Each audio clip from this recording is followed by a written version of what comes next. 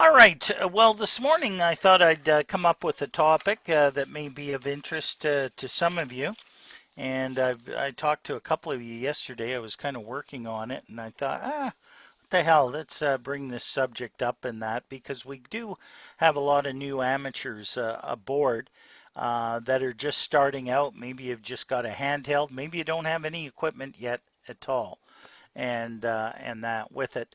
And a lot of the new equipment is coming up, and I don't think we've talked about this topic before, but it's SDRs, software-defined radios. Now, we have mentioned it. A lot of the newer amateur equipment, especially in the HF range, deals with the latest models are all software defined. Even the new handhelds that are coming out, you've got the new ICOM ID 52, the FT3, the FT5, and that have all got the digital readout display screens that you can add something. So for instance, if you've got an ICOM 9700 or 7300 or a 991 or whatever, when you turn on the radio itself, and I'll just see if I can pull it just to show you what software compared to an older style radio looks like. You bring up the display screen, and normally what you will have is you will have a menu button. You push the menu button, and now you get a display screen out there. And usually you go to the set button, push that, everything's touch on this, but now you have various different levels. And usually when you get to the end here, you'll notice that there's a blank area, okay? Or if I go back up and I go to, say, display, and I go down to the bottom, if you notice, I've got 3 blank areas here. What are they for? They're for expansion in the radio. So if all of a sudden ICOM decides I want to put a new feature on the display, they do a firmware update. And with the firmware update, next time you bring up the radio screen, you're now going to see something filled in one of these blanks, which now, when you push one of those areas, it will now give you more. This is the language area, which gives us English and Japanese, but maybe they'll have French, Spanish, Russian, who knows what they may have in future firmware updates. So the nice thing about it compared to an older radio that just had the knobs and the dials on it, there's no way of updating that. If a new filter system comes out or something new tends to happen on the radio, you either got to buy the next radio up, or if you're lucky enough to get an expansion or something that can plug into the radio that can do it, that's great. But with these newer radios that are software defined, you buy the radio and guess what? The companies are upgrading the various different upgrades with the software, and it's just a matter of doing a firmware update, and now you have all those new devices either in the radio. Same holds true with the newer handheld radios. If you decide to buy a handheld radio, this is the FT3DR. Again, it's touchscreen radio, and basically, let me just go here to, there's all these little squares in there, okay, on the readout. Well, what happens is they can add additional squares. So if there's something else, or if there's a change in one of these squares, they just go in and add it. So if I do, let's see, banks. Oh, no, let me go back here. Let's see, scan. No.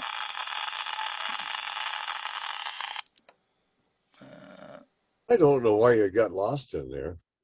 Well, that's the thing, eh? He hasn't played with it too much. Yeah.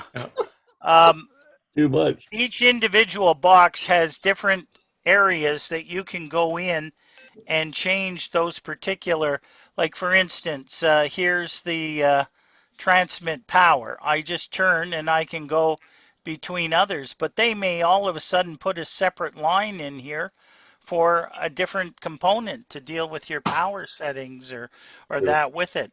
And they're all firmware upgraded. And the same is now going true for the radios, the ICOM 5100s, the 4100s, the FTM 400s with Yaesu, the new Kenwoods that are coming out. Everything is software defined, and it's changeable, and that with it.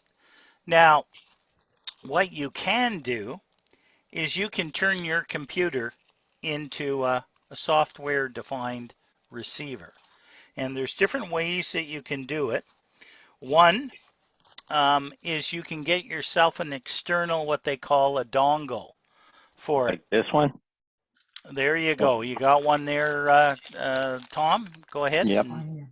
Let's see. Okay, there it is there. Okay. Everyone So should be able to see that. Yeah, good. Yep, Yeah, okay. yep. Yeah. You can go to eBay and buy a little package. Okay. This one here, $29 off eBay. And basically what you do is, like Tom just showed you, this one has a dongle.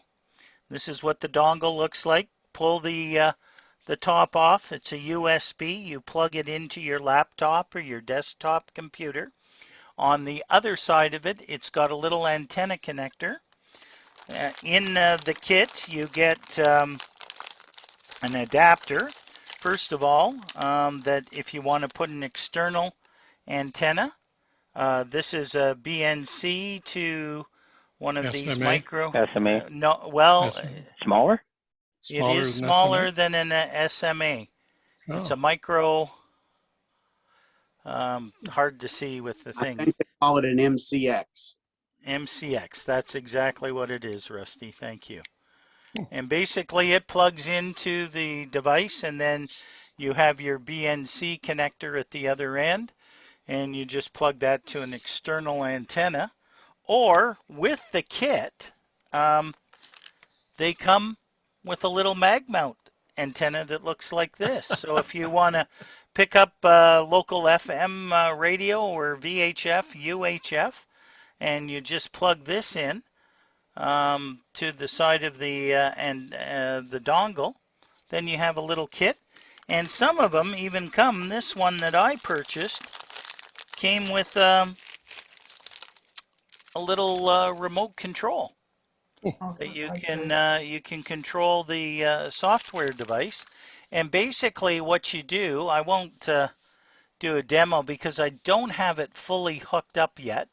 I just pulled it out of my bag. I bought it about 10 years ago, and I haven't configured it with my new computer yet. But You could show them the software in demo mode there, Al. You know, we had it running yeah, in demo. yeah, that's what I'm going to do. are they So, still available on Amazon or oh, wherever you bought absolutely. it? Yeah. Oh, Yeah. absolutely, One absolutely. like mine is only 30, maybe $40. Hmm. Um, let me see if I can find the. Okay, so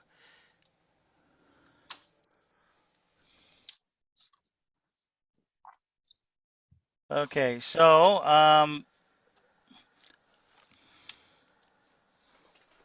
It doesn't quite do the same thing as a hotspot, but it's poor man's version. Well, it's receive only. Receive only. Okay. Pretty Good soon, to know. all you'll need is a power amplifier, and your computer will do the whole thing. Computer, yeah. Well, then you're talking about, you know, one of those, what the heck, the radios that Brian's got, you know, the software HF transceiver. Okay. so just to give you indication here, this is the the program that runs your dongle, and you have your frequency here. and it's just a matter of going across. This is a 94 for the FM radio station. This is 94.1 that's coming across right now, and you can see all the stuff, and go in here and adjust the bandwidth, and you can go to different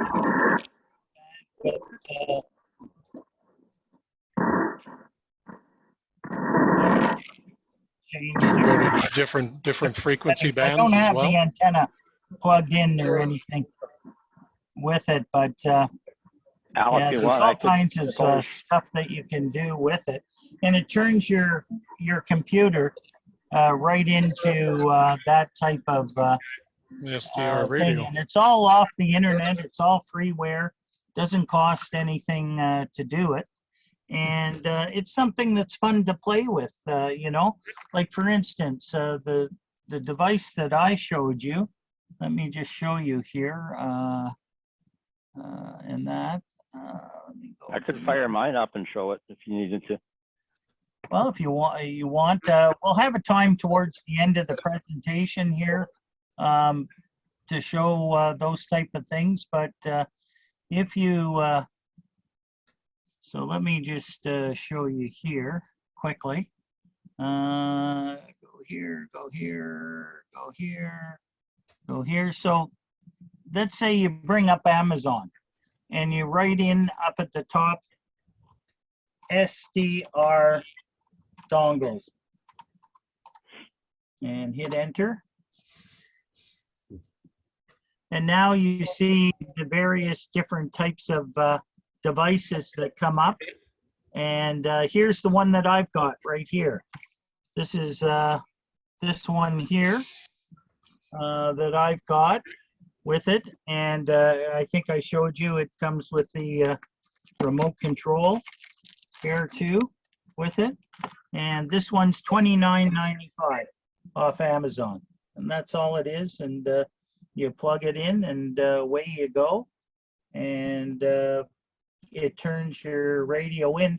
And the frequency range does all HF too. So if you were to plug in an external HF antenna to it, it now turns your computer into a HF receiver.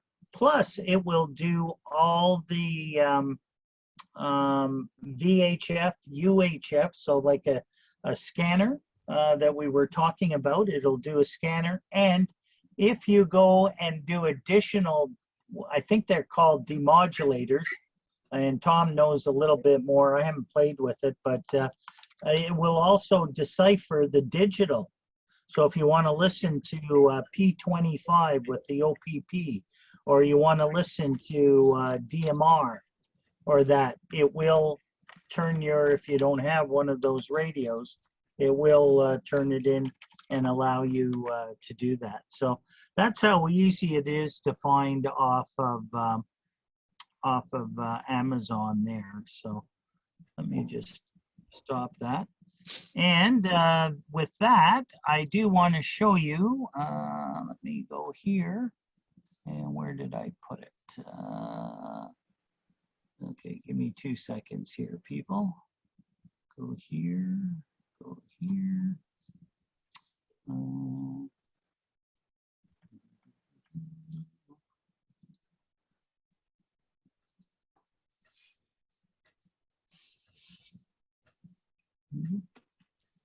That's not what I want to do.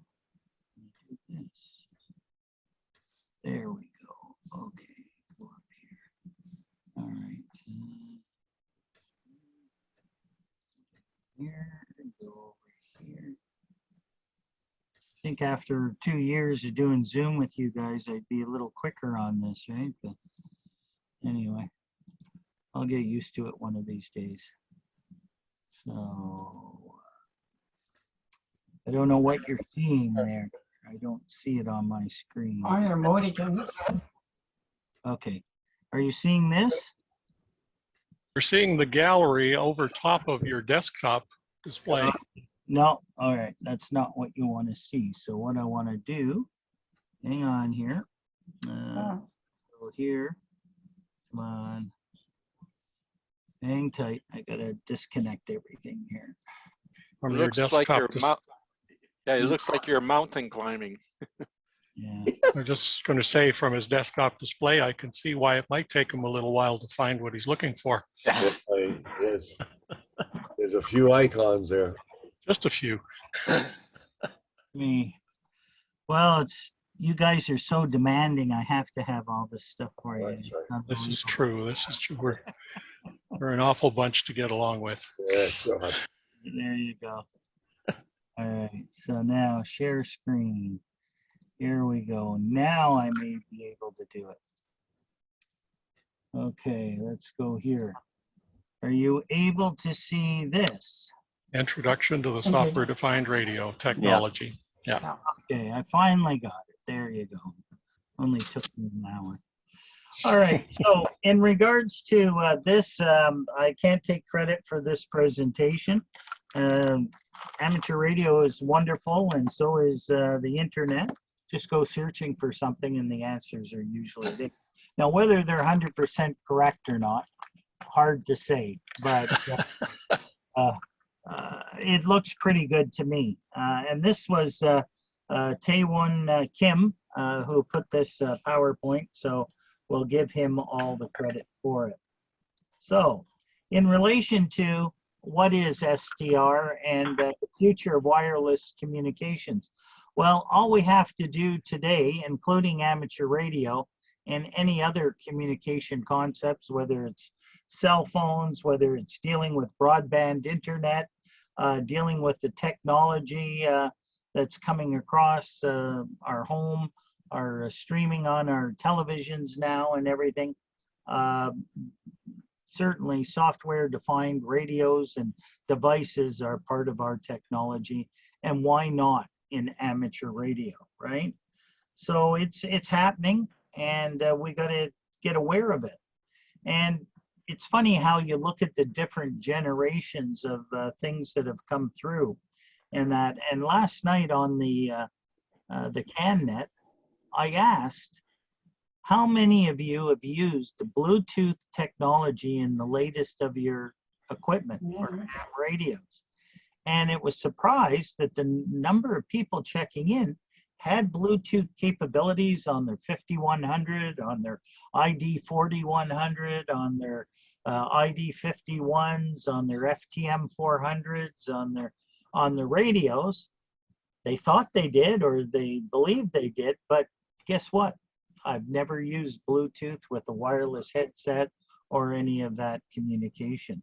So there's various different standards, broadband, wide LAN networks, Bluetooth, Wi-Fi. Of course, we're all with Wi-Fi now. Personal area networks, broadband. You know, if you're in the wireless local loop, and WFA, MWS, and anybody that's in the computers knows all this. I'm sure Igor can give us all kinds of information. He's doing all kinds of IT technology with all of this, cellular, broadcasting, satellites, etc. SDR is there. And I'm going to connect it, and then maybe I'll call upon people like Igor and a few others that have played with this later on. So what are the needs of SDR technology? Well, again, the advancement in wireless communications. This is what we're dealing with in the 21st century. Everything needs to be wireless. I need to take my handheld and Bluetooth it to my car radio, or I need to Bluetooth it to a headset so that I don't have to listen or talk. I can do everything hands-free. If I have my hotspots, right, I need to be able to Wi-Fi into this device to be able to talk on my radio through the internet, etc. As we move and become a society that's going all over, global roaming is highly required, according to this. And poor use of the available bandwidth. What this technology is doing, it's narrowing the bandwidth so that we have more and more frequencies being able to use because of digital technologies and that. And adding a new function into an existing infrastructure is very hard, right? Yeah. So if I've got a FT 890 or something radio that's not software defined, Forgive it. and I want to add a new item or device to it, it makes that extremely hard. I can just put a firmware connection to it, and that. Can I get everybody just to mute your microphones if you could? I'm getting coughing and conversations in the background. Makes it a little difficult. So anyway, as a result of that, adopting to the new standards and that with software-defined radios, you just do a firmware update and bang, you're right in there. And of course, the new technology is evolving fast. I bought a couple of these new radios, and there's already 2 or 3 firmware updates since I bought the radio last year. So, you know, the companies are changing and they're going very fast with it. So what is the basic definition of an SDR? Well, they define it as radio communication system where components that have typically been implemented in hardware, for instance, mixers, filters, amplifiers, modulators, demodulators, detectors, all those interesting things that help make amateur radio, and especially working HF and filtering out noise, are instead implemented using software. So now, firmware update, if I need specific software for CW or HF or something, if the company has got that out and I can download it into my new radio, I don't have to go out and buy the next edition radio that's got those. And it's pretty cool. And you can find all kinds of information on the SDR forum. So if you buy a particular radio, like the ICOM 7300, go to the IC 7300 forum, and the guys and hams are talking about all the software additions and that to those particular components with it. It's pretty neat.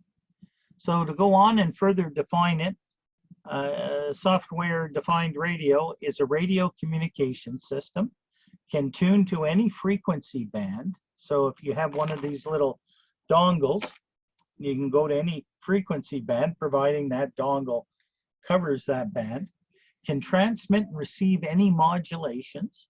So with a demodulator, whatever, you can do lower side band, upper side band, CW, FM, AM, and of course, if you have a demodulator, you can do digital, P25, NXDN, DMR. I don't think unless you have a demodulator with the D-Star Kodak chip or the C4 FM chip, you're able to do it. I may be corrected on that, but that you may need something special with it, but I think you can do it.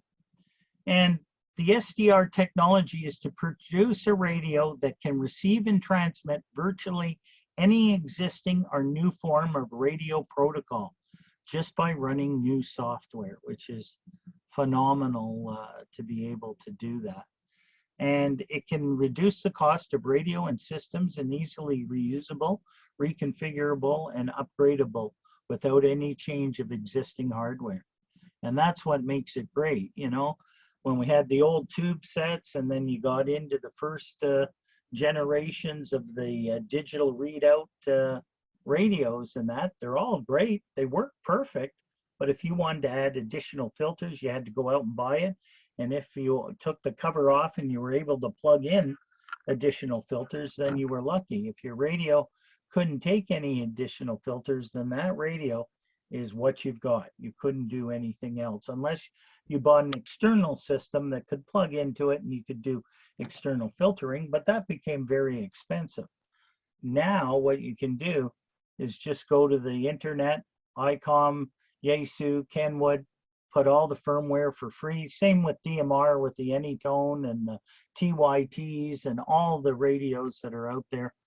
Just do an upgrade and bang, you've got all the latest information in there. So it's pretty neat.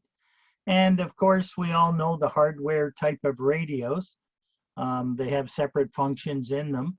But software-defined radio have got, and our cell phones, right? The firmwares. How many people have gone from an iPhone 3 are now up to what, 13, 14, something like that, the same thing.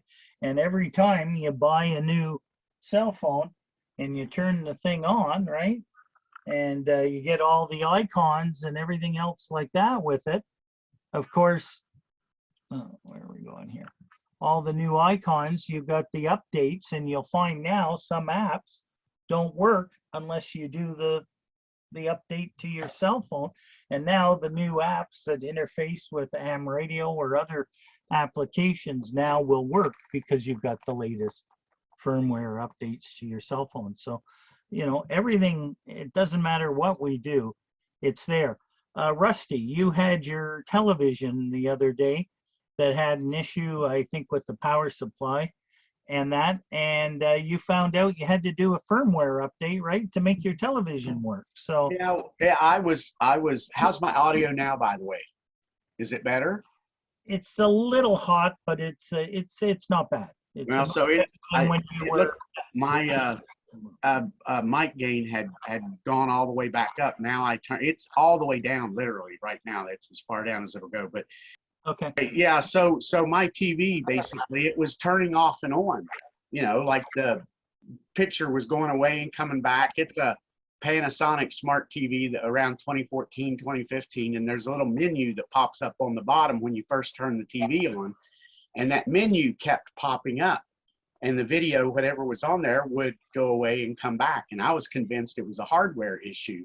So I had Carter come in here and get the TV off of the wall for me and prop it up on my couch for me so I could have a look at it. And I, you know, took the back off of it. The outside of it was kind of dusty, but because there's no fans in there now, there was no dust on the inside, but everything looked and tested perfect. And I found a menu. You hold some buttons down when you turn the TV on, and I found a menu that came up, and it stayed up. It wasn't going away and coming back. So I'm thinking, well, it's not a hardware issue, it's a software issue. So I did some more poking around in that inner menu, and I found a master reset for the whole TV. And it basically, it wiped everything out. You turned it on, and there was just a kind of a Japanesey looking background picture there, you know, with nothing on it.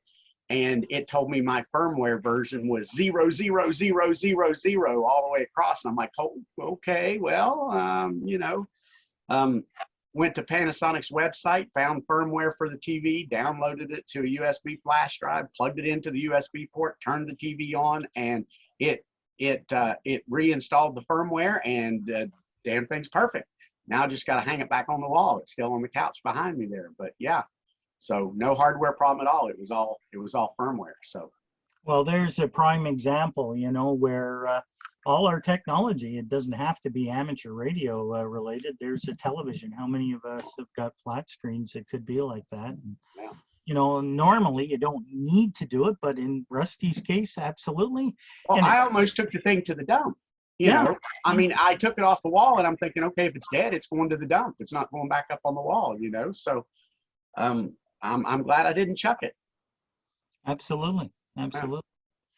And, you know, I mean, if we look at our hardware radios, okay, high frequency and RF selections, medium frequency in the IF selection, and low frequency and band-based selections, you know, I mean, there's only certain things that we can do. However, now what happens, especially with all these new radios, whether it's Yaesu, Kenwood, Icon, you go in and do a firmware, they will go into each individual section and increase or make that happen. And the nice thing is, amateurs that use this equipment say, hey, I'm having difficulty in this area. The technicians at these companies will go, well, we can fix that. You know, a couple of things onto the keyboard. Next thing you know, do this firmware update, and the problem is definitely fixed. So, you know, it's really really neat. Generic SD platforms, RF section contains an analog front end that converts to and from the IF. If section contains ADC or DAC, and the digital is down and up converters. So I mean, all these can be adjusted and dealt with, and baseband selection that performs the bulk of the waveform and protocol processing. So the technology from where it was to where it is now has just increased immensely, and it's pretty cool. GNO radio, it's a free software defined radio, a platform for signaling processing and commodity hardware, create a practical environment for experimentation and product delivery, and expand the free software ethic into what we previously hardware intensive arenas. So basically you can go in and, like I said, you can convert, and after the PowerPoint I'm going to show you how you can turn without buying anything. You can do it today, go around the world, turn your computer, your laptop, your tablet into a fully HF receiver. You can't transmit, of course, but you can receive and listen what's going on around the world with it that way.